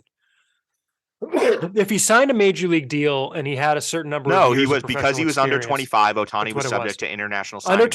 25 and hadn't played a certain number of years. This in capped the his bonus at 3.557 million That's and right. limited to him a rookie scale salary. That's right. And that's why they signed him to an extension so early. Yeah. Because he was getting paid nonsense money. Anyway, all right, fair enough. It's asking a lot. It's a weird situation. We'll see where it goes. Well, but and I think that the one thing I do think it's not surprising to me that Raphael is ahead of Blaze, and I think that's the one thing we talk about with these lists. I do think it's just funny seeing like everyone's like, oh, Miguel Blaze, like he's the guy at my pick to click for this year. It's like, I mean, yeah, like we've been saying this for a while. Like this should not be news to people. Like he should have been on your top 100 list last year. Like Yeah, I mean, look, I get not having the details on guys coming out of the DSL, but we've in the been middle of tooting that last horn year for a when while. scouts out of the FCL, and if I'm hearing it, I know these guys are hearing it too. Like Yeah, they're saying he's by far the best prospect in the league. You're telling me that's not a top 100 guy, the best prospect in the FCL? well, he is now, and that's why. Right, but like should have been there last year. Like He's this, one I of a don't know. handful of I just think it's teenagers funny on the that, list, too. that they're amplifying, a lot of these places are amplifying him as like the breakout guy, like pop up. We put him on our top 100 for like the going out on a coming limb year. here. It's Yeah, like no, like come no. on. Like This is he why should you be listen to us, he folks. should be 30, 40 spots higher. Well, no, sure. they do great work too. It's just They I just do. think Yeah, we are not. Let's be very clear. We're not crapping on these guys because, no, like I I just say, think it. we cover the Red Sox farm system better than anyone. The Yeah, reason being is we get to focus on one it's system. a lot easier to do. Yeah, it's so much easier. There's cover no one. way I could do 30 of these. Like I remember No. talking to a partner at the firm I work at and him saying like, you should like franchise this out to get all 30 teams. I'm like, no, because there's no way that I could manage the level of quality we do for this one system if we expanded to 30 teams. There's just we can't. We would need to get the same number of guys for our website, our men and women, not just men. Yeah. Same number of people working for our site, working for every team and trusting all of them. But it's also that you'd have to find, like similar skill sets and everything. And it's just like, That'd be it's so hard. Yeah. So hard. But I just think that I think Blaze is too low still. That's my big takeaway. I think Meyer is fairly ranked. Costas I'm fine with. Like that sounds about right. In top Costas 20 is ish, top 30. Rafaela, Raphael I'm fine with just because I just think that fine. Team that he is going to be, I think in a weird way he's been set up for kind of failure. Yeah. In the sense that the discourse and like the dialogue that has gone around his skill set is painting a player that isn't him. Like he's going to be a insanely good defender. How he hits is a very, very, very big question mark. And even if he does, end up like reaching his upper echelon of tools for his at the plate, it's not going to be like a middle of the order bat or like, he's not going to put up those counting numbers that we think. Like he's probably a 260 guy with like there's a 95th percentile outcome for him, I think, where he becomes a top of the order guy. It's just that it's the 90. It's the 90. It's with a massive change in the approach. That I'm not going to project that when you're in Double A, and that's fair, and that's completely fair. I think that like your best case, you're looking at a guy that's 250 with 15 home runs and 15 steals, and if you're playing Gold Glove defense, that's probably a 60. But like, it's not. I'm just worried that people are just going to overrate how good they think his offense can be because this is a guy whose defense is going to be his carrier. Like anything he hits is a bonus. His defense alone is good enough to get him to the majors. And then Blaze, I think, is too low. I Yeah. personally, I just look at these lists and I just look at like some of the guys ahead of him, and I'm just like, I would take him in a heartbeat. Like here's a good one. Carson Williams is 72 on the MLB pipeline list. Mm-hmm. I like Carson Williams. I've seen him because obviously he's with the Rays. We see him in spring training, and I've talked to a lot of scouts who have seen him. He had like a 35% strikeout rate last year. Like his defense is really good. He has power. I'm not putting a guy with that type of strikeout rate ahead of someone like Miguel Blaze. I mean, I just can't do it. Like, and I just look up the list and like, the place where I find guys where I start being like, yeah, I can't justify that is like around like we're getting into the 30s before I start reaching guys where I'm like, yeah, that's probably about where it is. So I just think that Blaze is too low, but yeah. The That's thing, a and the discussion reason for he's as low as he is it's the risk of a It's the guy hit who's tool. that low. It's Yeah. the hit tool and It's the the hit risk tool that and comes proximity. inherent with a rookie ball guy. Because yeah, if you look at it, how many guys are in other than the recent draftees, which is something that I think that I do wonder if they do get overrated just based on draft stock. Like just because you're a top 5 pick, I don't think necessarily means you should be like a top 20 prospect off the bat. But anyway, like if you take out the recent draftees, the only guys who were like were there any other guys who were solely in the complex league last year in the top 100? I don't think so. Was Arroyo in the comp? No, It's he was in easier to low look A. at on MLB. Yeah, I'm on MLB. Arroyo was low A. So there's a Dylan Lesko at 100.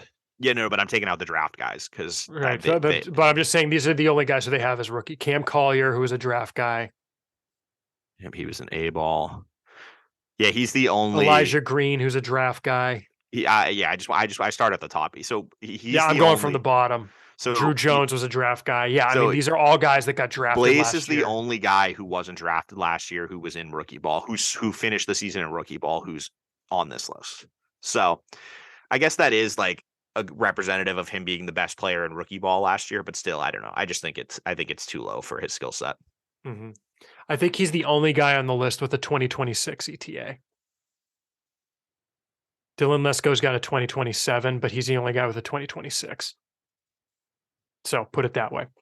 I mean, they're high on him. It's just it's the, not to go back to error bars, but it's I think guys who are that low are seen as having more downside potential. Yeah, but I guess it is good. Which is fair. It's good to see though that he looks like he's going to end up on every one of these top 100s, because I feel like that might not have been a guarantee when I thought it should have been heading into the offseason. But it seems like, as I think the national guys are digging more into him, they're getting like similar feedback to what we've been getting.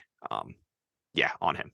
And finally, I guess the last bit of news from the past week, the Red Sox announced their minor league coaching staffs for the coming year. That includes their player dev roving type people, as well as the coaching staffs at each level. We're going to dig more into that next episode, just because we had a lot to talk about this one. So we're going to punt that to next episode. I also want to dig into it a little bit more and analyze who's where, who's still there, who moved, who's gone, and we'll go from there. It was interesting, Ian, to see. Unfortunately, I guess both Bianca Smith and Katie Krall left, the two female coaches they had last year, but they did hire one more whose name. Well, they also both were. I think it's important to note they were both offered contracts. They were both offered contracts, and they both. It sounded like they both want to do something other than coach. Krall it seems like Krall wants to be like in a front office. Wants to go into front office, which is where she had been, in fact. She was and with Bianca MLB, Smith, I think, right? Or something. I thought she was with the Twins. I don't know, but it sounded like she wants to go more front office route. Yes, Bianca Smith, or in another. I think Alex wrote a piece on it. I think it was either with a front office or in some other field. It was like investment bank or something. Investment banking or something. Which, like, sure, do you? Yeah.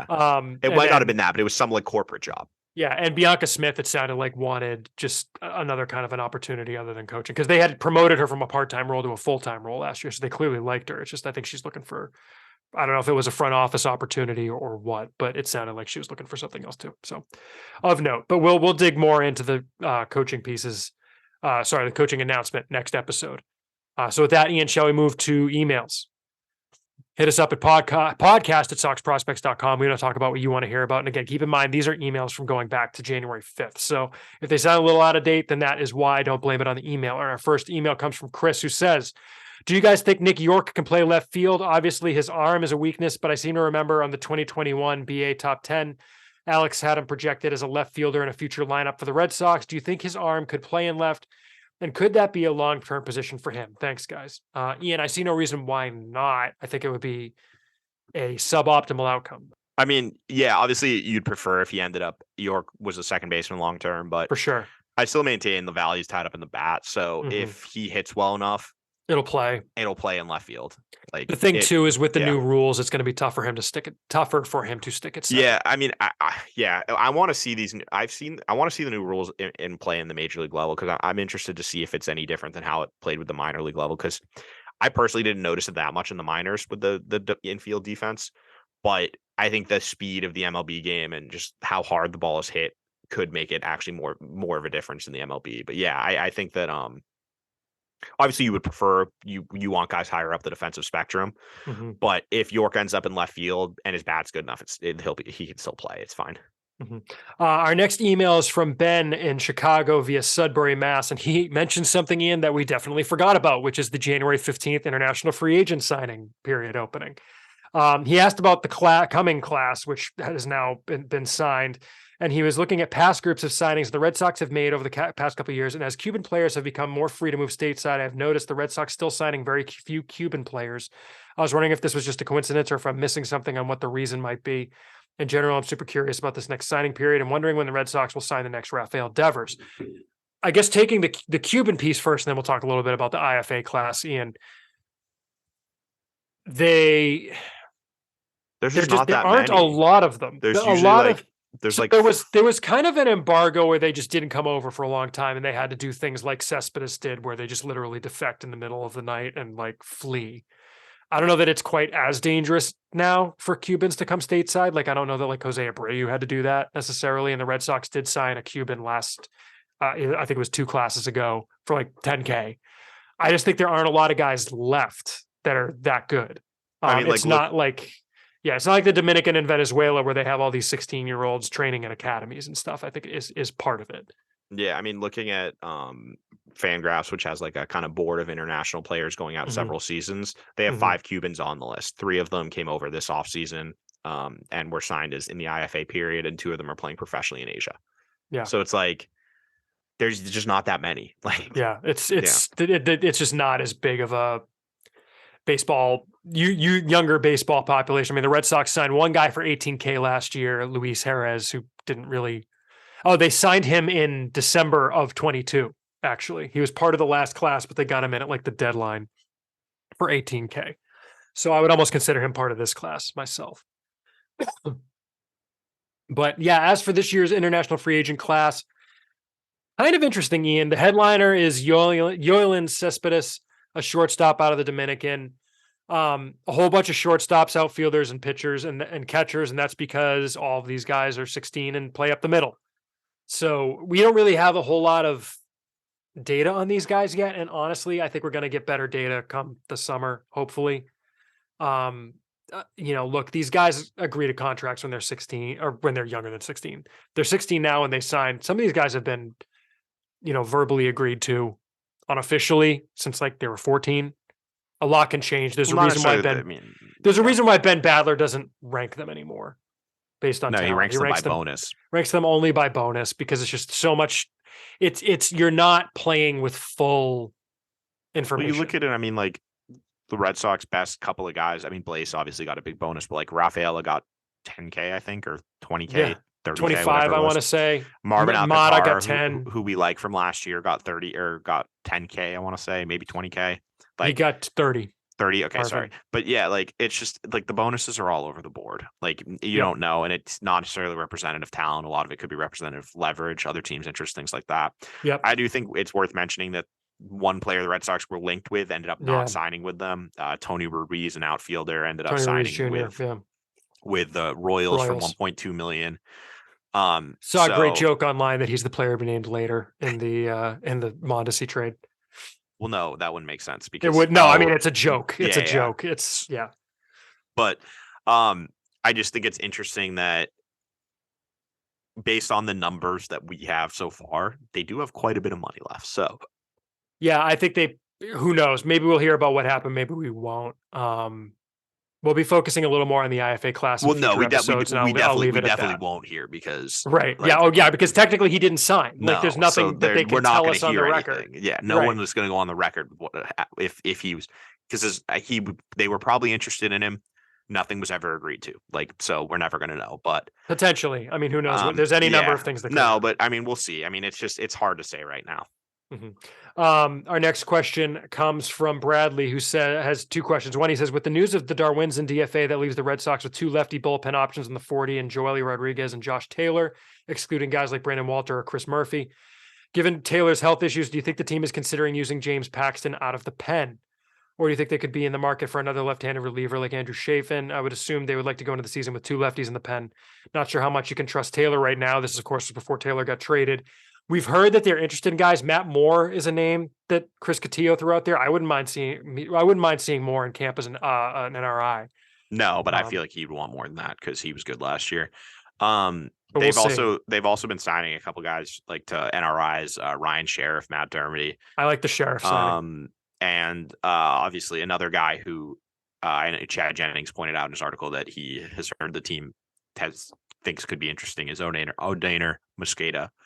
So yeah, that's they definitely don't have that many lefties, but I think it looks like they might like to add another one, but if they don't, I do think they have some righties in there who can get lefties out, so it's not the end of the world. Yeah, I think Martin has reverse splits, Chris Martin. So yeah, an interesting point. His second question was, I'm surprised I haven't heard more comps of Yoshida and Stephen Kwan, both high contact, high walk rate guys, only difference being that Kwan plays likely significantly better defense, and Yoshida Kwan's like an elite. Isn't Kwan a Gold Glover? Yeah, and Yoshida has a little more opportunity for some pop. Do you guys see this? And if not, who would your comps be? I don't know. I'm not going to comp Yoshida because I haven't seen him play. But yeah, me either. Yeah, I mean, I don't know. I think you said why they're not comped because they're very different on defense. Yeah, and if he does turn out to be, for some reason, he ends up being Stephen Kwan level, I'm sure the Red Sox would be thrilled because Stephen Kwan was like a 4-WAR player last year. Right. Our next emails from Granted, our friend. A lot of that was defense. Or I guess it wasn't a lot of it was defense. Actually, it was all offense. No, according to Fangraphs. He was good offensively. But he was a good defender also. But yeah. Yeah. Our friend Aaron sends this email. He says, so before the Devers signing, I was increasingly concerned that Bloom, knowing his job was on the line and he might never get another if his legacy is, quote, the GM who inherited a team with Mookie Xander, Devers, and other homegrown players and totally dismantled it, and, quote, would make a save my job kind of move, something like trading Blaze or Myers for mediocre big league help that might push the team just over the line towards 500. The Devers deal lets some of that pressure off, but I still worry about a Blaze trade. He's so far from the majors that the chances Bloom is still here when Blaze could matter seems remote. And based on what y'all have said, I'm fully on board with him being a future star. I'm also concerned that Bloom will take the old 2010s Tampa route of, quote, bring in players other people won't touch since they're cheap, and, quote, and look at adding Trevor Bauer, who on paper is a perfect fit if you ignore the fact he's a monster of a person. I guess my question is this. Bloom is the ultimate baseball voice, but are there any checks on his ability to pull the trigger aside from ownership? And could you see ownership getting involved in a decision to trade a top prospect or bring in a controversial player at this point? Based on the last few years of them seemingly being hands-off since the Mookie trade. I'm not concerned. It seems pretty clear that if anyone's going to go with what they think is the correct move is Bloom. I can't see him making a panic move. No. It's going to be fairly obvious if he does. Yeah. I think he sticks to his convictions, if nothing else. I don't see that. Bauer's never going to, I don't think anyone's going to sign Bauer, and I'll just leave it at that. I don't either. All right. Next email is from Brendan, who asks, what are the new rules in MLB that could benefit having a player like David Hamilton? We've talked about this in the past. It's the bases are bigger. There's no more shifts. So ground balls will be easier to beat out, limited the number of pickoffs. Yeah, I think that's all of them, right? Yeah. Yeah. If you had to pick a pitcher who could jump into the top 5 prospect rankings, who would it be, if anyone, and who do you think will be the biggest riser at pitcher? I think top 5, Luis Perales, biggest riser, Elmer Rodriguez Cruz. Yeah, I mean, Elmer's already in the top 20 though, which is a little tough. But it's true. I mean, if you told me he's top 10 at the end of the season, I could believe it. Yeah. Yeah, that's true. I do think though, I guess biggest riser, if we're not saying like just on pure numbers, but on like in their standing in the system, I think that the jump from like 20 to 10 is more noticeable than jumping from like 40 to 20. Yeah. So, yeah. Yeah, that project I mentioned earlier where I'm going back through is it's like what you start to realize is like the guys in the 40s are the ones that like wind up getting moved for like players to be named later or like leaving as minor league free agents. Like 40 does not mean what you think it does. All right, next question is from Casey. He says, hi, Chris and Ian. Potentially dumb question, but I was wondering if there's a difference between player scouting for trades and draft scouting, and subsequently the people who do scouting for these players. It feels like people are generally upset with the Sox scouting on players acquired through trades, while they're more trusting on those drafted. It makes me wonder if the personnel and skills are different, or if it just comes down to luck/player development. Yeah, Casey, the amateur scouting and pro scouting departments are entirely separate. Yeah, They're it's two completely different people. groups. Yeah, Completely and different groups run by different people. I do think there's a big like amateur scouts and pro scouts have very different jobs. Because if you're an Correct. amateur scout, you're going to a game usually to watch one player, maybe two at most. Mm-hmm. Whereas a pro scout, you're watching usually, I mean, unless you're doing like specific trade deadline work, you're watching an entire team, or you have an entire organization. Like, so yeah, it's definitely a different type of scouting when you're going and literally you're solely focused on one player and learning as much as you can about that single player, which is the way the amateur scouts have to do it. And the amateur scouts, and I think one of the biggest differences too is the amateur scouts have to build relationships with the players and their representatives and things like that, their parents even, because at the end of the day, like you need to be able to assess things like makeup, signability, things like that. Whereas pro scouts, like you can't just sign a guy from another system usually, like obviously until they're a free agent. So, they're not going out of their way to like meet the players or, meet the agent, introduce themselves. Like the amateur scouts, they got to cover a lot of ground. They have to know all the coaches. They have to know, you gotta know a lot of people. So yeah, they're definitely two very different job descriptions. Different skill sets, 100%, 100%. Our next email is from Ben in Iowa, and I'll just condense it down. This is after the Duvall news broke, but before the Mondesi trade. He was asking if the Red Sox would sign 2 middle infielders to push Kike back to center and Duvall to right, making Verdugo the odd man out who might get packaged with Houck for a starting pitcher. I don't think there's any chance that that's happening. I think it's pretty clear what they're planning to do at this point. So I don't think there's any chance of that. Our next email comes from Steve, who says, this is another thing we didn't talk about, Ian. The Red Sox invited 11 players to a 5-day program at Fenway this week to ease their transition as major league players. Some of them made sense, but his question is 2 invitees, and Wilmer Abreu and Ryan Fernandez stood out as a surprise to him. Is this nothing, or could it be a difference of opinion on these players, i.e. their evaluations? Thanks. The Red Sox rookie development program is something the team did pre-COVID almost every year, and in part depended on how many guys were MLB ready or close to it to have a program. And what they do is they bring the guys into Boston for 5 days, and they do things like they'll have a couple of workouts, but they also give them, kind of training on how to be a major league player. They have media availability. They, teach they have guys come in to talk to them. They meet the major league coaches. They see Fenway, things like that. And this year, the Red Sox did it with the following players. It was Cedar Rafaela and Manuel Valdez, David Hamilton, Wilyer Abreu, Chris Murphy, Brandon Walter, Brian Bayo, Ryan Fernandez, Franklin Herman, Zach Kelly, and Brian Mata. I was not surprised by any of the guys there, and I was not surprised by anyone they didn't include, honestly. That was probably about the list I would have guessed. Maybe I would have thought Casas, but they apparently figured he was up for long enough that they didn't need to. Although it's interesting that Bayo is on there and Casas isn't. Probably has to do with being in the U.S. versus not. What? Probably has to do with them being in the U.S. during the off season versus not. Why would Bayo be on there and Casas not then? Bayo's not from the U.S. and Casas is. That's what I was saying. That's why they would bring him in early to get him into the States sooner. That's what I'm saying. Sorry. No. Not like, are they available? A fair point. I'm glad you asked that so I could clarify. I just meant like helping with adjustment to being in the majors where, English is not your first language. Yeah, no, I thought you were saying that because not because they're here. Yeah. No, fair point. I'm glad you mentioned that. No, Abreu's there because they invited every single prospect on the 40 man. So correct, that's like correct. And Fernandez would have been on the 40 if he ended the year healthy. Yeah, Fernandez. No question in my mind. I agree. I mean, if not the Red Sox 40, someone's 40. Yeah, like put it Ryan that Fernandez is. I said this on Twitter. I think like when that was when that announced. List came out. If you told me that Ryan Fernandez was better next year than every right-handed reliever who starts in the minors and is on the 40 right now for the Red Sox next year, I would completely believe it. Because if he's healthy, his stuff is better than German, Kelly, all those guys. It's just even German or Herman. Herman. Way better than Herman's. Mm-hmm. Kelly, Fernandez has a plus secondary. Herman does not. Mm-hmm. And Fernandez has, I think, better command too. But like Fernandez is the best pitcher in the system that I feel like no one is talking about just because he ended the season injured. Like, and Well, and it's he just wasn't showing the stuff for long enough that he blew quite up enough. he Does was that make like, sense? yeah, I guess. I mean, He started the year in Greenville, got up to Portland, and was he was showing some premier 96 stuff to and got hurt. 99 with like two above average secondaries, one of which is like a legit 60 cutter. Mm-hmm. And yeah, if you're 96 to 99 with a 60 cutter and like a 55 Yeah. slider, that's gonna play. Like Mm-hmm.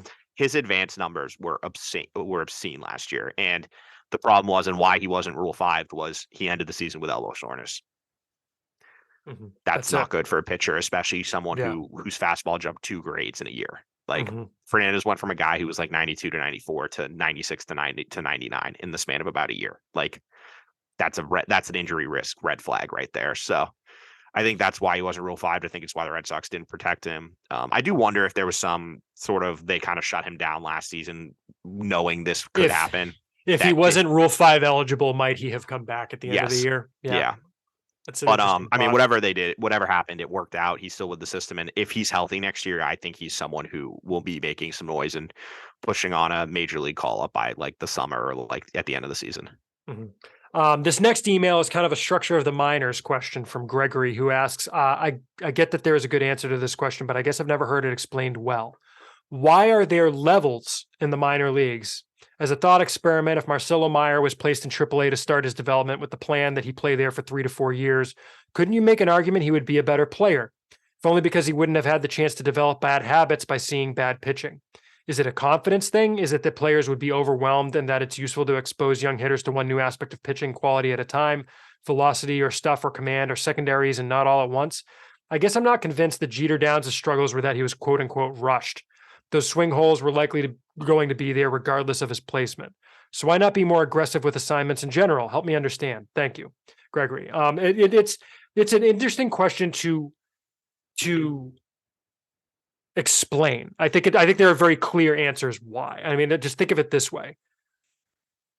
You're in high school. There are freshmen who are ready for the varsity. There are freshmen who are just not ready for the varsity. Like physically, they need their bodies need to catch up. They need to, hone their swing. They need to learn to play defense, whatever. I think that's almost similar to the minor leagues where like, if you're going to take an 18-year-old you just drafted and throw him out there against a 30-year-old in AAA who has 4 years of MLB experience, he's going to go up there and he's going to swing through 3 pitches and go back to the bench and not learn anything. So you're on mute, by the way. I think another analogous situation that's kind of like more something like more people who could compare to is like take your given profession. Let's say like you're in the legal profession.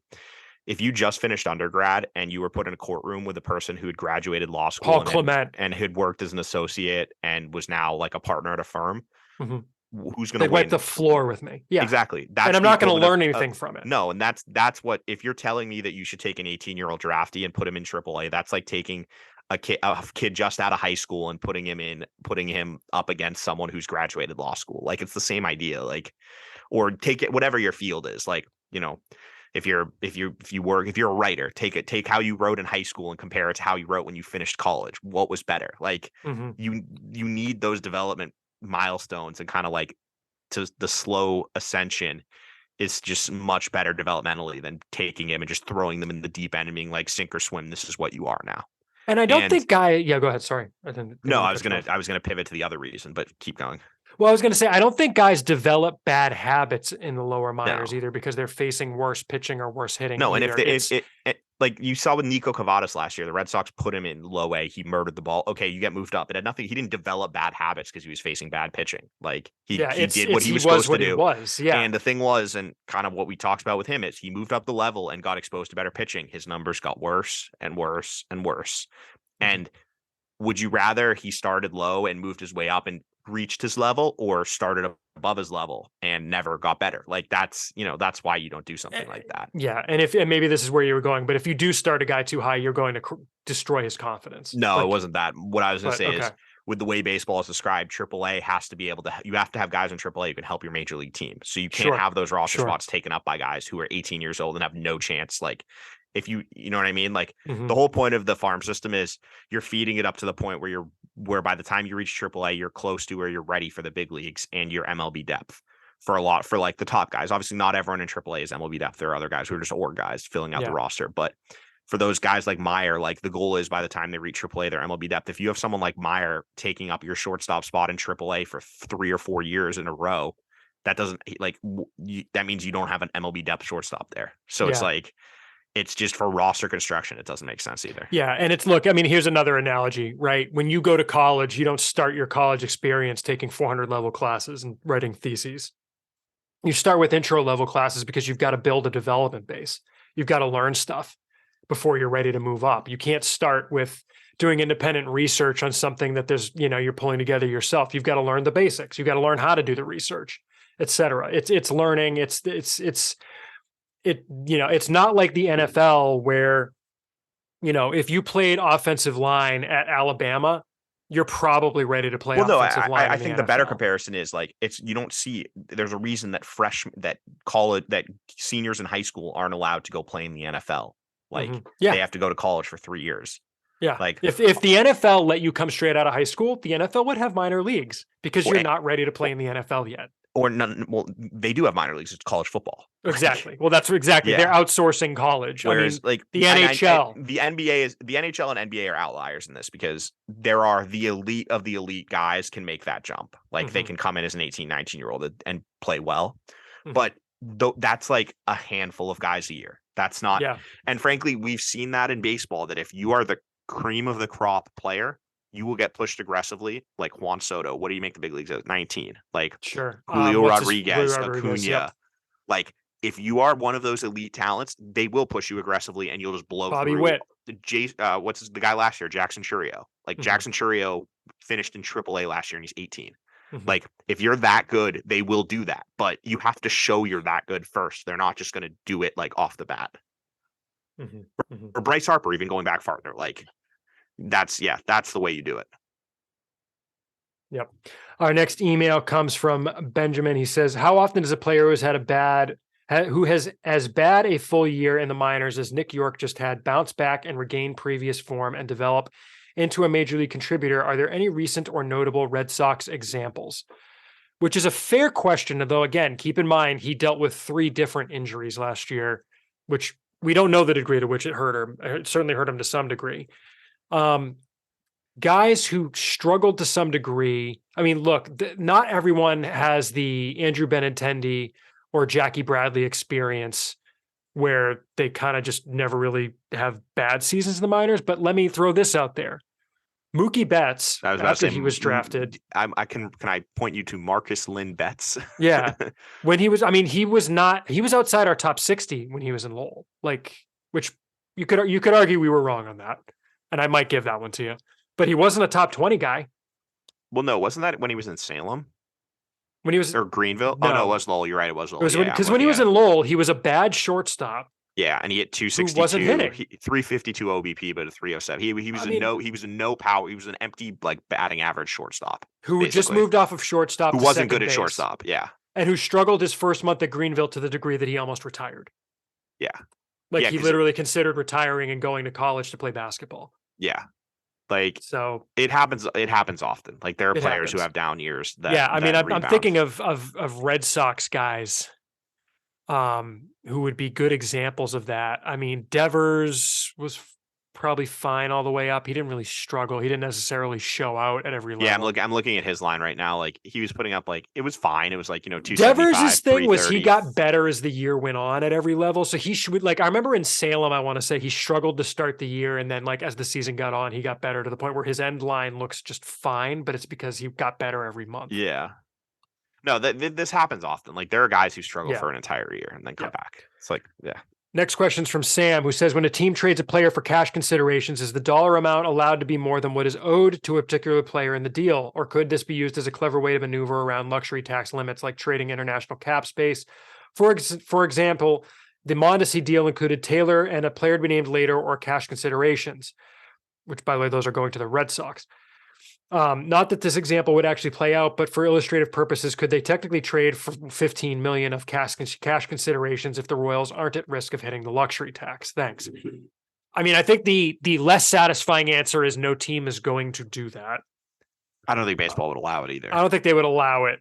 But the way it winds up working is that like the Adam Ottavino deal, Well, where the Yankees trade Adam Ottavino and a prospect to the Red Sox, so that the Red Sox pay all of his contract, but they get a player who they felt but wasn't worth isn't the it money. also that like when you're trading cash in a deal, it's like I got to if look you at the CB at the you rules can't whether you there are can't limits. like you can't trade 15 million. You can't get like a $12 million tax credit on a trade. You Like, can't buy players anymore to the extent like Raleigh Fingers getting purchased by the well, no, but Yankees. what They this don't guy's let saying is that happen what this anymore. guy's saying is like, could the Red Sox have acquired like 15 million from the Royals? Like No, that you doesn't that's can't not just how it acquire works. No, CBT like space. they could trade like Mondesi with the Royals eating the entire contract, but like Yes. you can't I be don't think like, you can oh, trade but more we'll than the also player. trade 12 million more dollars to you. Like that's No. just not how it works. No. You can trade down. You can pay down a contract when Like you the trade a Hosmer guy. example last year, the Yes. Padres paid his entire deal bar the minimum. Like that's the most you can do. You can't like say like, hey, we'll pay an additional 20 more million above that. Like that's not how it works. Well, the thing is, the reason they did that is because they wound up saving $4 million on their cap by doing so, right? So it's like, I'm sure that's why MLB would have looked at it and been like, yeah, that's fine. But yeah, fair question. Our next question is from Austin, who says, what is the optimal composition of the 40-man roster, pitchers versus position players? Is the current 40-man near that optimal breakdown? We've talked a number of times about the fact that it's unbalanced, but optimal, I don't know that there's any optimal. It depends what you have, I think, is probably the unsatisfying answer, right? It's not like it's 50-50. I No, don't think. no, you need more pitchers because Yeah. So right now, looking at it, right, assume you have a 26-man MLB roster, which has to be 13-13. which has to be 13-13. It has to take into account, like, for example, in our projections right now, Adalberto Mondesi and Trevor Story start the year on the IL. Although I guess we're replacing them with Nico Goodrum, who's not on the 40-man roster. Well, that Mondesi is going to still be who on the knows? 40, but Story will come off the 40. Right. I guess that's fair. So Goodrum will take Story's place. So call that 14 position players and 13 pitchers. Right. Yeah. In AAA, the Red Sox have 5 guys in the Worcester rotation and 3 in the bullpen. So that's 8 plus 13 is 21, which would then give us and then they have 3 more hitters, 4 more hitters, yeah, 4 more hitters and one in AA. No, 3 and 1 in AA. No, 4 and 1 in AA. You're right. Yeah. Dahlbeck, Valdez, Hamilton, Yeah. Rafaela, and then I think it's something like 22-18 about. Probably. I think that sounds about right. And look, and again, it depends on who you have and what their injury situation is. But before, as of like a few weeks ago, the Red Sox were like 25-15. Like the split was really drastic. So yeah. Because keep in mind, I mean, because again, I've said this ad nauseum. When they added a player to the major league roster, they really should have added a player or two to the 40-man roster to compensate. They won't, because that will mean the union is bigger.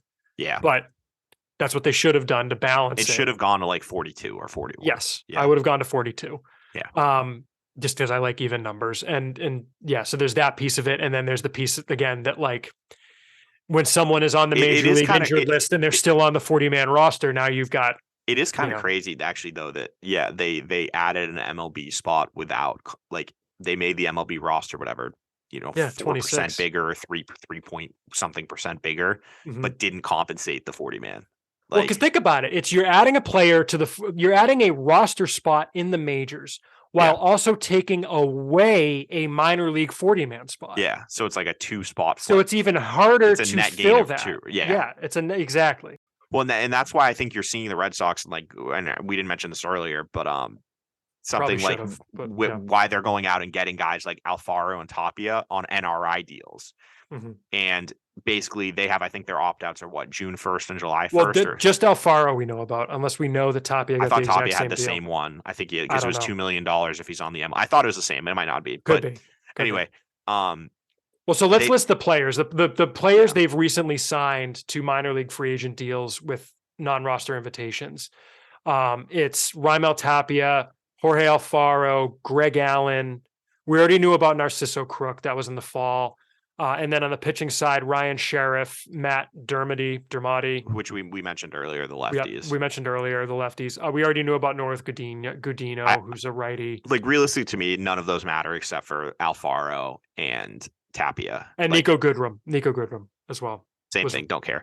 Yeah, but Tapia and Alfaro are the two that are interesting to me because they were the two that they got substantial major league playing time last year. Yes, and I think though this is why you sign those guys to deals is if you have NRIs where their opt out, it seems like, or at least with Alfaro's case, is not until like May or June. I can't remember June. exactly It's when it is. June and July. Um, that's like the ideal situation. Like you have MLB quality guys in AAA who either they show well enough in spring training that, and some of the other guys get hurt or struggle or whatever, that you're comfortable putting them on your MLB team to open the season. Or if something happens in the first couple of months, guy gets hurt, guy underperforms, you have these guys ready to go with MLB experience. And that's why I love the way they structured those deals is it gave them MLB depth without sacrificing the 40-man spots. And I think that's why, like, I've seen some people say they think they open the season on the big leagues. I would be very surprised because like they'd have to make a 40-man room to get either of those guys on. And it would make more sense to me to keep them as depth, barring, this is assuming like everyone's healthy and everything. Well, but you're going to get one spot probably with Trevor Story going right, 60 but I think IL.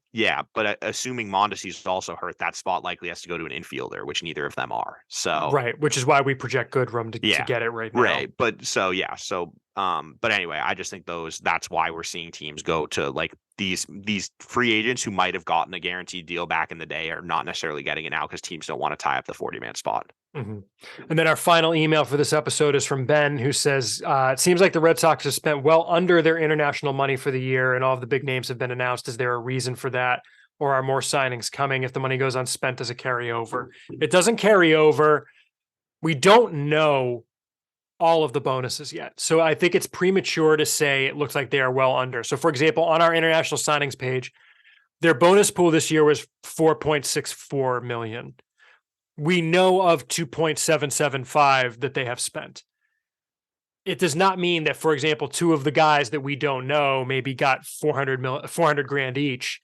And now all of a sudden that's up around 3.5 and they've only got one. Like, it's very easy. It would be very easy for some of what looks like cap space to go away once we learn all. Yeah, of the there's bonuses, 20 plus guys that we don't have bonus 20. For right Yeah, now. they signed 25. They signed 25 guys. We've got 5 of them. Yeah, it's 20 who don't have bonuses. So 20 don't have bonuses. Yeah, so we don't know what they got. It could easily get chipped away at. And the other thing is we don't know what happened with Ruiz. So who knows? That might be part of it. It might not. We don't know. We probably never will know. But yeah. So at any rate, that's we don't know is the unfortunate answer at this time. Maybe we'll get more clarity. Hopefully we'll get those bonuses soon. I should probably track those down in the near future. So anyway, well, thank you all for, again, it's podcast at soxprospects.com. Hit us up. We want to talk about what you all want to hear about. And with that, I think it's time to send it home, Ian. Thank you all for listening. Of course, if you want to support the show, rate and review us on iTunes, Spotify, Stitcher, and you can support us on patreon.com/soxprospects. Follow us on Twitter. You can follow Ian at Ian Cundall. That's IANCUNDALL. You can follow me at SP Chris Hatfield on Twitter. I've got an Instagram too, but nothing there yet. And you can follow at Sox Prospects to follow the site on Instagram and Twitter. We also always want to shout out our new $5 level Patreon supporters. We've got 4 of them this week, Ian. It's Dan Gillen, Rivers, Steve Patch, and Grayson Sinner. Thank you all for joining our ranks. And this week's crop of $5 level supporters who we want to thank is Bill Stanton, Evan Kirkwood, James O'Hara, Nathan Kenyon, David B., Ben Burnett, Al Mendo, Kevin Catriti, Steve Gregory, and James Bailey. Thank you all for your support, as well as all of our supporters, $5, $2, $1. All of you, we appreciate you supporting us and allowing us to do this. Without any further ado, I guess we will then let you all get back to whatever you're doing. Go back to studying or, writing that brief or doing that financial analysis or doing your taxes or something. I don't know. Do something productive with your time. But thank you for listening, and we'll be back in the eardrum soon. It won't be another 20 days. We'll be back soon. We appreciate it. Thank you, everybody.